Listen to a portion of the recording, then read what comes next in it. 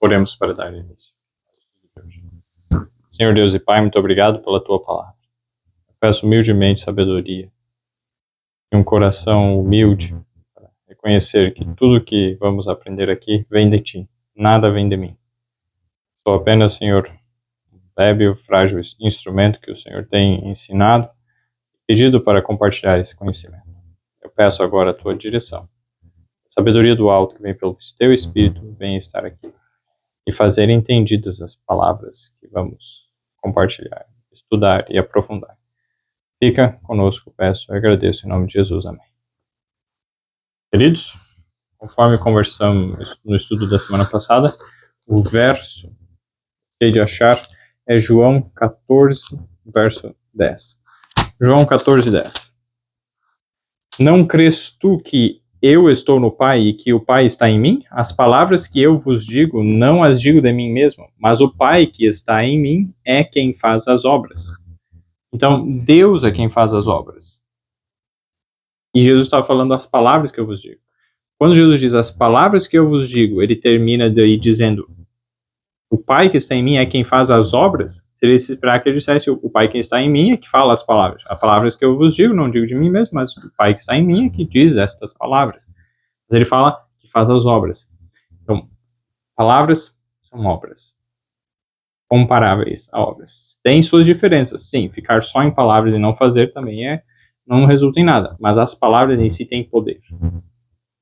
E é nesse ponto que devemos cuidar muito. E nós vamos estudar sobre isso hoje também. Vamos lá para Provérbios capítulo 6. Só para entendermos o contexto. Nós estamos estudando agora o verso 14. Mas entra no contexto dos versos 12 em diante. 12 a 14, vamos reler. O homem mau, o homem iníquo tem a boca pervertida. Acena com os olhos, fala com os pés e faz sinais com os dedos. Há no seu coração perversidade. Todo o tempo maquina mal, anda semeando contendas. Primeira vez que eu estudei isso, eu pensei, bom, até não faz muito tempo não, é mais recente que como é que a gente pode aprofundar mais? Eu queria aprofundar mais, e nesses textos, como é que nós podemos aprofundar mais? E Deus abriu as portas para conseguir acesso de uma forma simples, para quem não sabe grego e hebraico, eu não sei, mas há um pouco do conhecimento, até bastante, assim, para conseguir utilizar esse conhecimento do original na prática e entender melhor o sentido original. Nesse contexto aqui, nós vemos a palavra no original e comparamos os versos em que aquela palavra aparece. E tentamos entender a aplicação da palavra, os contextos, o significado e as informações que Deus dá, como um quebra-cabeça. Então, o homem mau. Aqui é importante nós entendermos o objetivo. Nós precisamos estudar a verdade, conhecer a verdade. E é bom saber sobre essas definições do que é mal, para nós evitarmos o que é mal. Por quê? Provérbios 8, 13, nós vamos ver depois esse texto, mas vou ler aqui já. O temor do Senhor é odiar o mal. Então, se o Provérbios 8, 13 diz que o temor do Senhor é odiar o mal, nós devemos odiar o mal, e para que possamos odiar o mal, precisamos saber o que é o mal. Mas não demais, não é para saber de forma prática, experimentar, passar tempo, não. Por exemplo, Adão e Eva sabiam o que era o mal. O mal era desobedecer a Deus, era comer aquele fruto proibido. E eles escolheram experimentar, se aproximar, ter uma conexão com o mal. Isso é errado. Então, eles fizeram mal. Eles deveriam ter o conhecimento de que aquilo é mal e evitar. Porque um conhecimento do mal, assim, aprofundado, não vale a pena, não é bom. Inclusive, nós que, infelizmente, temos esse conhecimento, sempre tem o que se aprender mais, tanto para o bem como para o mal. E aí, Paulo, em Romanos, capítulo 16, Romanos, capítulo 16, o verso 19, nós lemos assim, Romanos 16, 19. Quanto à vossa obediência, é ela conhecida de todos. Comprazo-me, pois, em vós, e quero que sejais sábios no bem, mas simples no mal. Ser sábios no bem, mas simples no mal, ou seja, ter um conhecimento superficial do mal. E isso é importante, porque não devemos aprofundar no mal. Efésios coloca algo nesse contexto também. Gálatas, Efésios, vamos lá. Efésios capítulo 5, vejam só que interessante, os versos 11 a 13. E não comuniqueis com as obras infrutuosas das trevas, mas antes condenai-as. Então, nós devemos saber o que é a obra das trevas e condenar elas, mas não devemos nos comunicar, nos aproximar, ter um relacionamento com as obras das trevas. Não.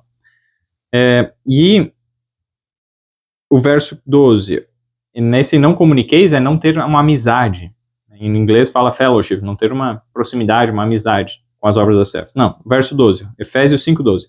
Porque o que eles fazem em oculto, até dizê-lo é torpe, é errado, é ruim.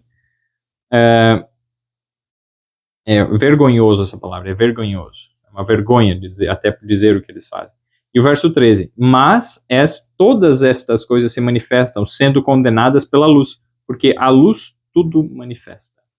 Então, a luz tudo manifesta. Devemos nos aprofundar na luz, no conhecimento da luz, da verdade. E, assim, teremos conhecimento do que é mal e odiaremos o mal. Um conhecimento superficial o suficiente para que evitemos.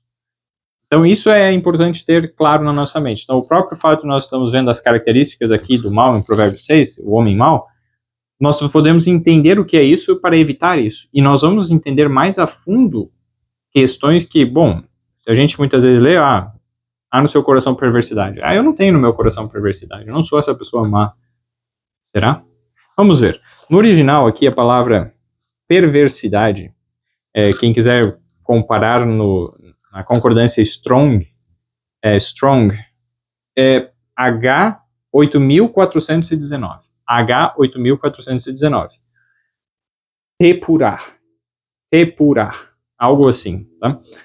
Essa palavra perversidade nós encontramos em Deuteronômio 32:20. Vamos lá. Deuteronômio 32:20. Nós lemos o seguinte.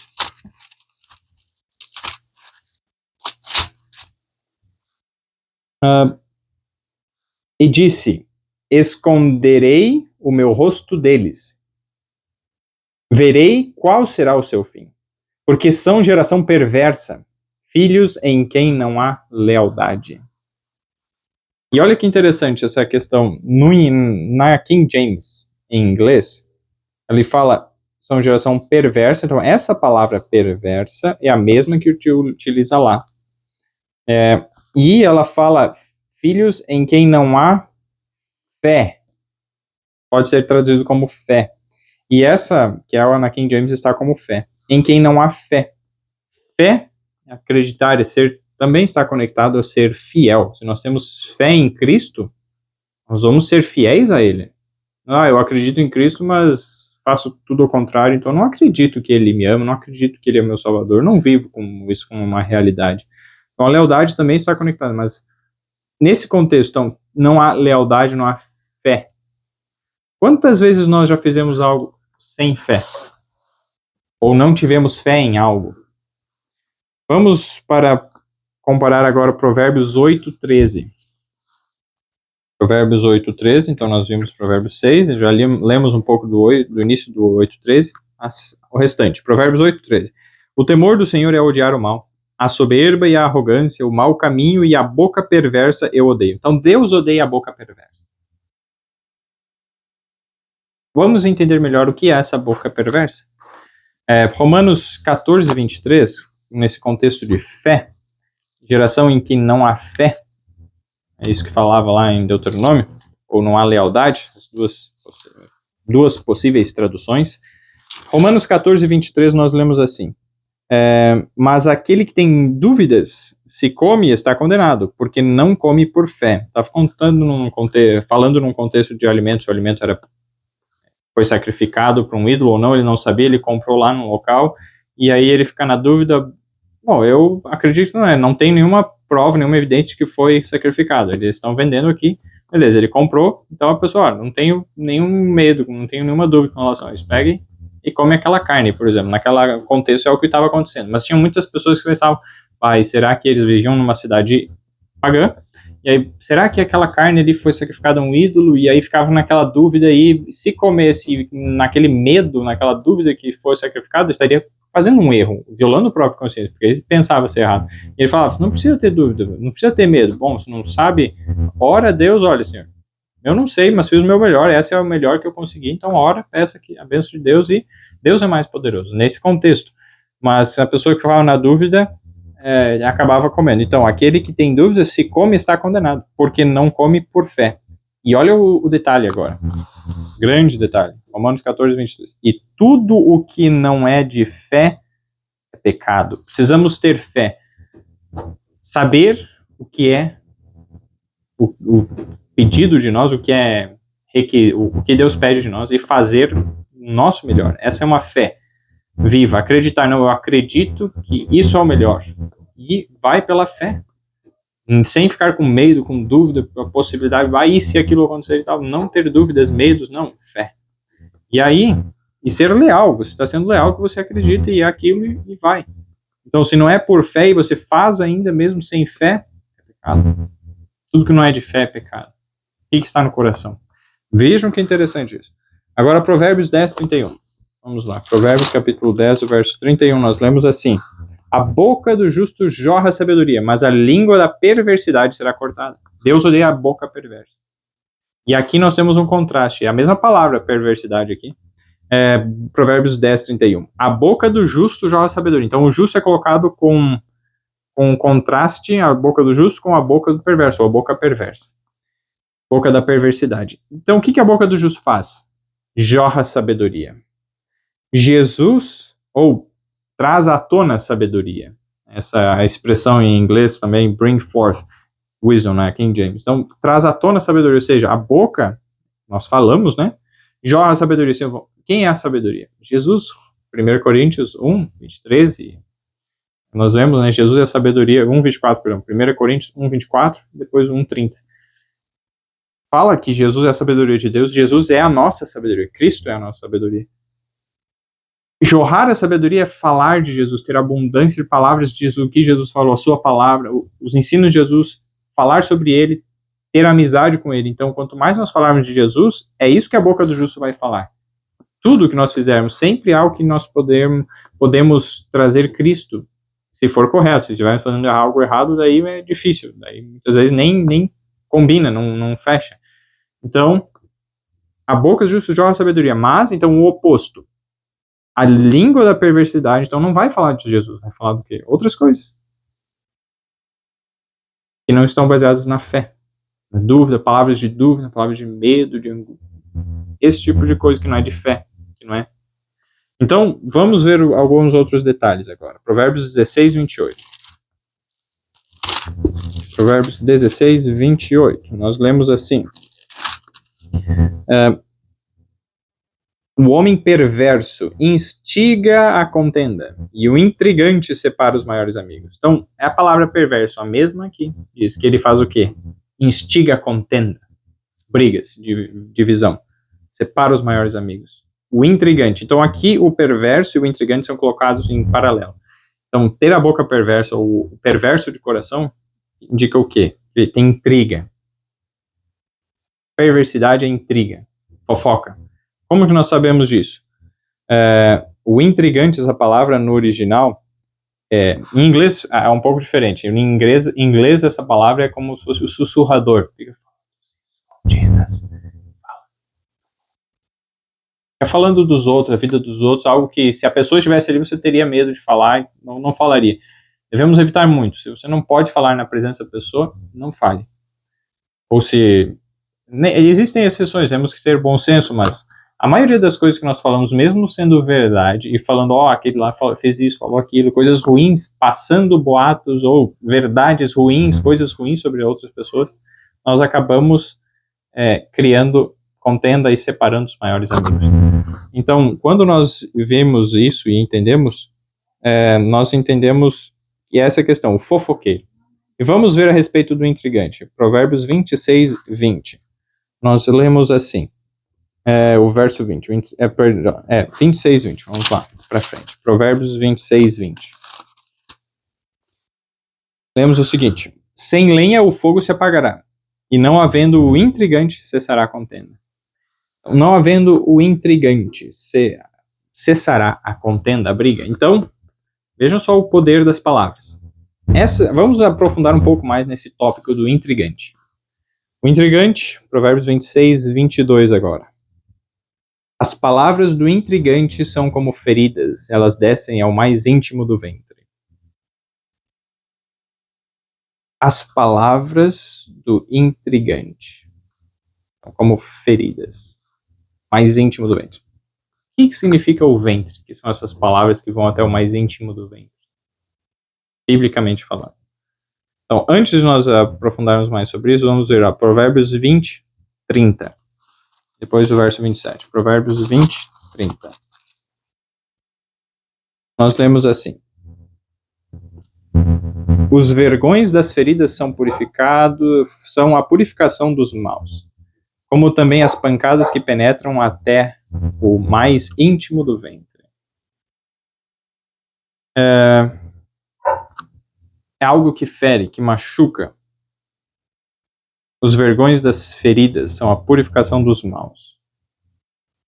Quando bate, tem uma ferida, o vergão, o que está, quando fica roxo, né, aquele hematoma que forma ali, equimose que a gente diz, aquela questão ali são a purificação dos maus. Então, algo ruim e passa por esse processo. Como também as pancadas, que penetram até o mais íntimo do ventre. Vamos entender melhor o que é esse mais íntimo do ventre, esse ventre, simbolicamente falando, né? O verso 27 aqui, vamos ver. O espírito do homem é a lâmpada do Senhor, que esquadrinha todo o interior até o mais íntimo do ventre. Então, o espírito do Senhor esquadrinha até o mais íntimo do ventre. Então, existe um simbolismo aqui. Gênesis 25, 24. Vamos ver o significado mais literal de a mesma palavra utilizada aqui para ventre, que é no hebraico, na concordância Strong, H990. Então, Gênesis capítulo 25, 24. Nós lemos assim, 25, 24. 25, 24. Então, Gênesis 25, 24, nós lemos o seguinte. E cumprindo-se os seus dias para dar à luz, eis gêmeos no seu ventre. Esaú e Jacó aqui na história deles. Ventre, a mesma palavra, no íntimo do ventre. O sentido literal é dentro da barriga, lá, no caso da mulher, no abdômen. E para muitos textos é utilizado isso. Eu olhei todos os textos que tem essa palavra na Bíblia, são 70 e poucos, e a maioria deles foi gerado no interior do ventre, no interior, na barriga, né? Mas existem outros sentidos. Vamos ver agora Jó capítulo 15. E qual é o sentido simbólico? É símbolo do quê? O ventre, a barriga. Jó é um dos mais específicos, assim, mais esclarecedores. Jó 15, no verso 35. Nós lemos assim: concebem a malícia e dão à luz iniquidade, e o seu ventre prepara enganos. Mesma palavra ventre aqui, naquelas outras. Então, conceber a malícia é como se tivesse ficado grávido da malícia, né? Uma mulher, né? Ficou grávida da malícia, qualquer pessoa. Então, é como se fosse ali uma semente, um início, começo de algo. A malícia, falar mal, né? Coisas ruins. E aí, aquilo vai crescendo, se desenvolvendo, até que dá à luz o que? A iniquidade. Gera algo no interior, ninguém está vendo, algo está dentro ali na barriga escondido, começa a ter alguns sinais, ou está crescendo aí, até que dá a luz e está ali a iniquidade, o pecado. E o seu ventre prepara enganos. Então os enganos, as coisas estão no interior, no ventre. Agora vejam só os versos 2 e 3, mesmo do capítulo 15, Jó 15, 2 e 3. Porventura proferirá o sábio vã sabedoria? E encherá do vento oriental o seu ventre, arguindo com palavras que de nada servem, e com razões de que nada aproveita? Então, assim, essa vã sabedoria que ele está enchendo o ventre é o quê? Palavras que nada servem e razões que nada aproveitam. Então, nossas palavras, as razões que nós damos, elas são colocadas como tendo conexão com o ventre, algo que está no interior, no íntimo, que as pessoas muitas vezes não veem, não percebem, quase nunca, né? É algo que não se percebe, que está no interior de fato. Os princípios, as ideias, os motivos, a malícia, muitas pessoas, não, estou fazendo tudo certo, mas tem malícia, tem maldade, egoísmo. Então é nesse sentido, é conexão com as palavras, pensamentos que está no interior do coração, da mente. E vamos ver isso também em Jó 20, os versos 19 a 21. Jó 20. Vamos ver aqui. Jó capítulo 20, os versos 19 a 21. Porquanto oprimiu e desamparou os pobres, e roubou a casa que não edificou. Porquanto não sentiu sossego no seu ventre, nada salvará das coisas por ele desejadas. Então, olha só, não sentiu sossego no ventre, o ventre estava ali incomodando, e nada salvará das coisas por ele desejadas. Então, estava desejando, os desejos, as vontades, são comparados com o que está no ventre. E o verso 21, ó, nada lhe sobejará do que coma, por isso as suas riquezas não durarão.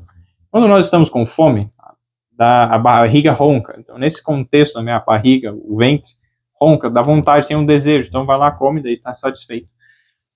E aqui está colocando quando tem um desejo, quer algo, e aquele desejo clama por satisfação, a pessoa vai e faz, e não será satisfeito o quê? Se for ruim o que está no nosso interior. Desejos ruins, coisas que não estão de acordo com a vontade de Deus.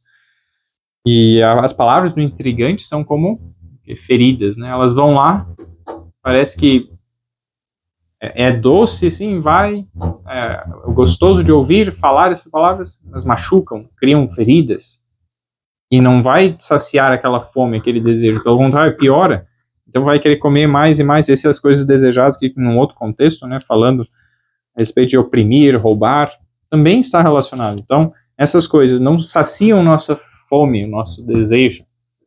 Então, está relacionado aos pensamentos, desejos, ações, sim, está relacionado os princípios, mas está mais relacionado a essa questão, o que nós alimentamos dentro de nós, que está sendo gerado dentro de nós. Olha o verso 15 aqui mesmo, Jó 20, verso 15. Engoliu riquezas, porém vomitá-las-á. Do seu ventre Deus as lançará. Então, olha, eu quero ser rico, esse desejo, essa ânsia, essa fome. Vamos ver um outro aqui, Jó 32, 18 e 19. Jó 32, 18 e 19. Porque estou cheio de palavras, o meu espírito me constrange. Eis que dentro de mim sou como o mosto, sem respiradouro, prestes a arrebentar, como odres novos. Então, essa palavra ali, ó, porque estou cheio de palavras, no original, esse cheio, na verdade, porque estou com palavras no meu ventre, é essa palavra que usa no original, H990, do Strong, no original. Então, essa palavra hebraica, então, no interior, estou cheio de palavras no interior, no meu interior. Então, o espírito me constrange. Então, Jó estava tão angustiado, e essas palavras, ele disse, é como se fosse um moço. O moço é um vinho, né? Está fermentando, e não tem respirador, ou seja, está fechado ali, está borbulhando, fermentando, produzindo gás, prestes a arrebentar. Ele não, como é que eu vou falar? As palavras que estão aqui, ninguém quer me ouvir, ninguém me entende. Na verdade, quem está falando aqui não é Jó, é Eliú, perdão. Então, ele estava ali tentando, vendo Jó naquela situação, não, eu quero falar, eu não consigo, e explodiu. Infelizmente, é isso que acontece, eles acabaram explodindo. Não, você está errado, você está mentindo, você não está admitindo a sua culpa. Então, perdão ali o engano ali da troca, mas é exatamente Eliú. Então, olha o símbolo que ele usa, as palavras no ventre, aquela ideia, um princípio, só que não conseguia reprimir, não conseguia controlar, e estava prestes a explodir. Infelizmente, eles acabaram explodindo com Jó, a ira de Eliú aqui. Seguindo aqui, vamos ver Salmo 44, 25. Vamos lá para o próximo livro, Salmo 44, 25. Nós lemos assim: pois a nossa alma está abatida até ao pó, o nosso ventre se apega à terra. Pó, terra, alma, ventre, esse paralelo. Então, o ventre está relacionado à alma, nosso ser, os nossos desejos, nossas... Então, nosso ânimo, a pessoa em si. Agora Provérbios 13, 25, vamos lá. Novamente esse símbolo vai ficar a mesma palavra, ventre, né? Provérbios 13, 25, nós lemos assim: o justo come até saciar a sua alma, mas o ventre dos ímpios passará necessidade. Então essa palavra ventre é a mesma lá.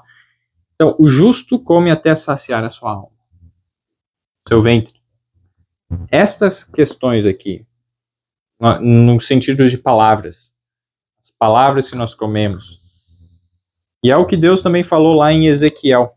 Se nós formos no livro de Ezequiel, antes de Daniel, né? Ezequiel, capítulo 3, vamos ver o que fala lá. Ezequiel, capítulo 3. E tem em Jeremias também, mas esse texto eu acabei não separando, não lembro onde é que está exatamente. Mas em Jeremias, se não me engano, ele fala, né? Achando as tuas palavras, logo as comi. Mas aqui em Ezequiel, ele diz assim, um rolo, no caso, um livro. Ezequiel 3, o verso 2 e 3. Então abri a minha boca e me deu a comer o rolo, e disse-me, filho do homem, dá de comer ao teu ventre, e enche as tuas entranhas deste rolo que eu te dou. Então eu comi, e era na minha boca doce como mel. E disse-me ainda, filho meu, vai, entra na casa de Israel, e dize as minhas palavras, e dize-lhe as minhas palavras a Israel. Então essas palavras são no rolo do livro lá, são comparadas, é algo que você come e vai no interior. Então é bem interessante. E agora Provérbios 18, 20. Provérbios 18, 20. Onde é que está aqui? Provérbios 18, 20. Nós lemos assim: do fruto da boca de cada um se fartará o seu ventre, dos renovos dos seus lábios ficará satisfeito. Então, o que nós falamos vai influenciar e vai ser responsável pela nossa saciedade da alma, do nosso ventre. Essa paz, essa questão, vem do que nós alimentamos nos pensamentos, o que nós falamos. Então, o que está no nosso interior, revelado na boca, nas palavras, o que nós falamos, influencia novamente nosso ser. Muito interessante isso. Então, o ventre, os desejos, as afeições, as palavras que temos, os princípios, as coisas que são geradas, as ideias que começam ali, atitudes pequenas que se transformam em hábitos e resultam em coisas boas ou ruins, né? Então, isso é muito interessante nós entendermos. Esse é o significado de ventre, a parte simbólica do ventre no interior. E o coração também está relacionado, porque quando nós vamos lá em Provérbios 6, 14, há no seu coração perversidade. Então vamos analisar um pouco, não muito, né, porque a palavra coração aparece muitas vezes na Bíblia, quase 600 vezes, pelo menos no Antigo Testamento. Esta palavra, talvez tenha outras, mas essa palavra coração, eu não olhei todos os textos, era muito texto, mas eu olhei alguns, assim, os principais, e Deus guiou a achar alguns. Por exemplo, coração. Vamos analisar Salmo 31, 11. Vamos dar uma viajada um pouco na Bíblia aqui. Salmo 31, 11. Salmo 31, 11. Nós lemos assim. Fui opróbrio entre todos os meus inimigos, até entre os meus vizinhos. E horror para... Aqui, Salmo 31, 11. E horror para os meus conhecidos, os que me viam na rua fugiam de mim. Salmo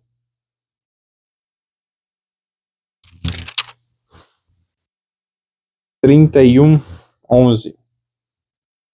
Eu li ele numa outra... Então, vamos ler de novo aqui, Salmo 31, 11. Fui opróbrio entre todos os meus inimigos, até entre os meus vizinhos, e horror para os meus conhecidos.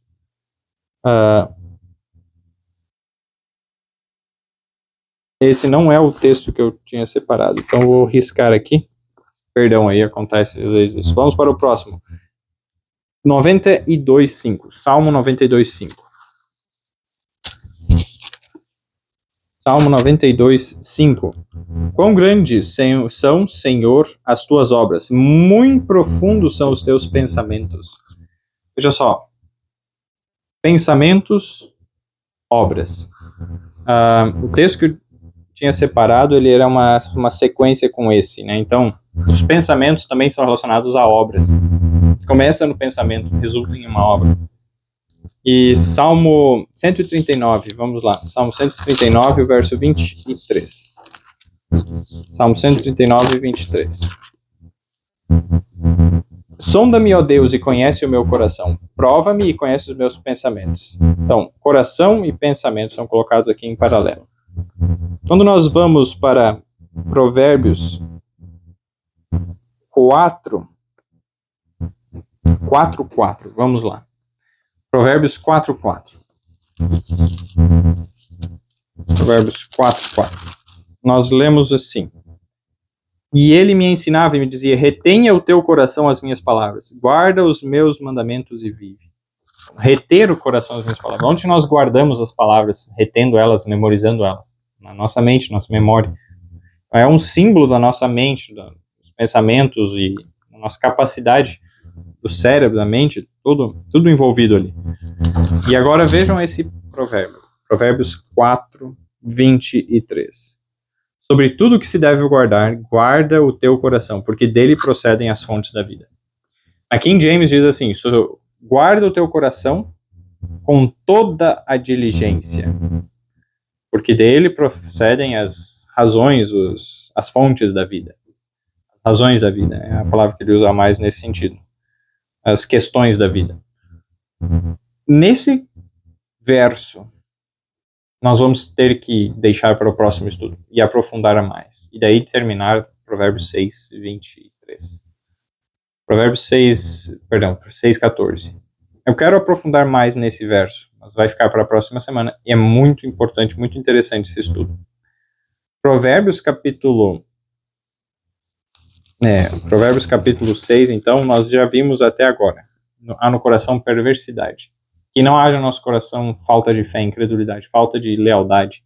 Não haja no nosso coração palavras de intriga, fofoca, malícia, falar mal, mesmo que seja verdade. Que Deus nos ajude nessa situação. Sejamos fiéis a Ele. No próximo estudo aprenderemos como fazer isso. Qual é a